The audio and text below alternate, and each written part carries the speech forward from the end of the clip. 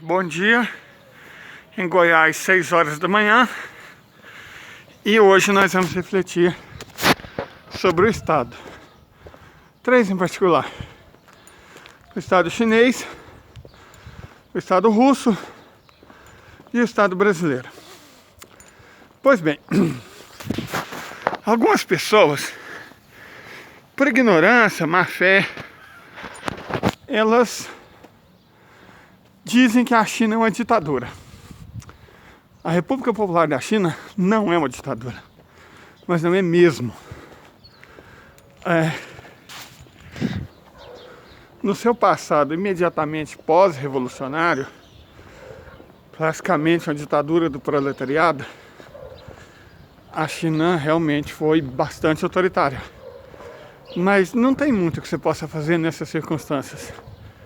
A burguesia, a grande burguesia, a finança, a banca internacional, elas não são instituições com as quais se negocia.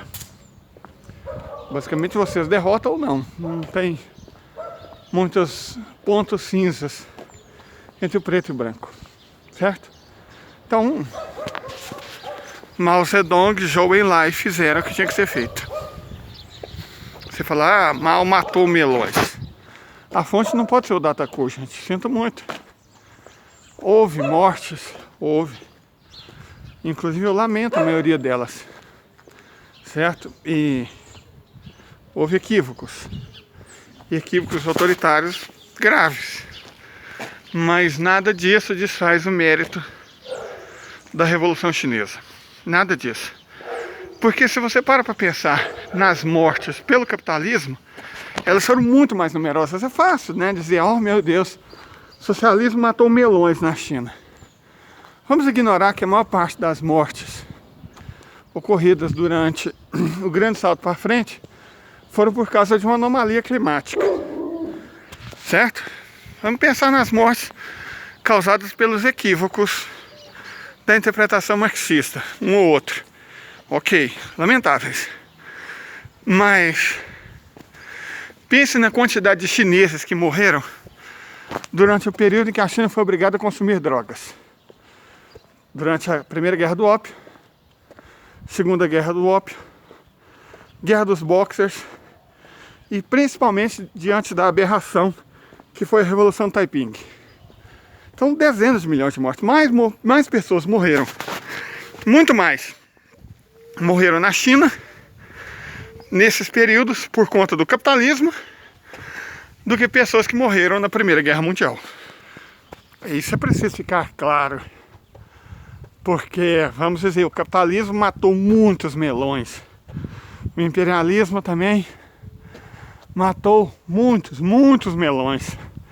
E é fácil, né, não acreditar a adicção obrigatória a drogas, não acreditar os males do imperialismo, não acreditar essas três guerras e a Revolução Taiping é o capitalismo. É simples, né? Acredita as mortes pela seca e tudo mais ao socialismo, joga a culpa no mal.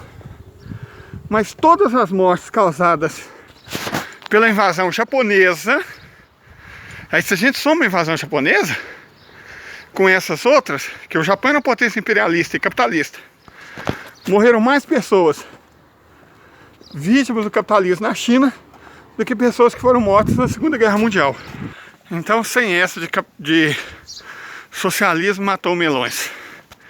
Perfeito? Embora o Estado socialista sobre Mao Zedong e Zhou Enlai não tenha sido de fato democrático. Sobre Xi Jinping, sobre Xi Jinping nós temos uma democracia popular consultiva, que é um ótimo modelo. Deixa eu explicar por quê. Porque nem todas as pessoas querem participar da democracia, nem todas têm competência e nem todas boa intenção. Então é burrice. Platão concorda, Aristóteles concorda, é burrice achar que todas as pessoas devem participar. Porque simplesmente tem aquelas que não querem, tem aquelas que não têm competência e tem aquelas que não têm a ética mínima necessária, não têm boas intenções. exigir filiação ao Partido Comunista Chinês evita muito desses males. Porque existem critérios para você ser membro do Partido Comunista Chinês. Você elimina muita tranqueira com essa exigência. Dentro do Partido Comunista Chinês, nós temos uma democracia consultiva muito boa.